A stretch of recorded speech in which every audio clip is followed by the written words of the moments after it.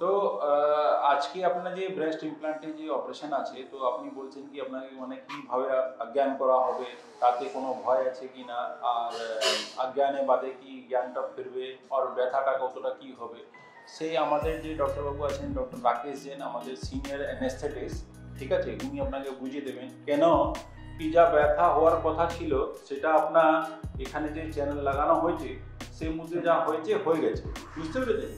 এরপরে উনি আপনাকে একটু ব্রিফ করে দেবেন তো মানে কিভাবে করা হবে। আপনাকে শুয়ে একটু অক্সিজেন দিয়ে আপনাকে একটু ঘুমের ওষুধ দেওয়া হবে, তারপরে অজ্ঞানের ওষুধ দেওয়া হবে, তারপরে পেন কিলারও দেওয়া হবে যাতে আপনার ব্যথা পরেও না হয়।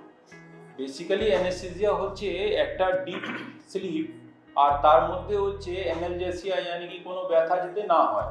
দুটো পার্ট হয় অ্যানেস্থেসিয়াতে, একটা হয় স্লিপ পার্ট আর একটা হচ্ছে অ্যানালজেসিয়া, যেতে কি মানে কোনো ব্যথা নামে কোনো জিনিসটাই হয় না।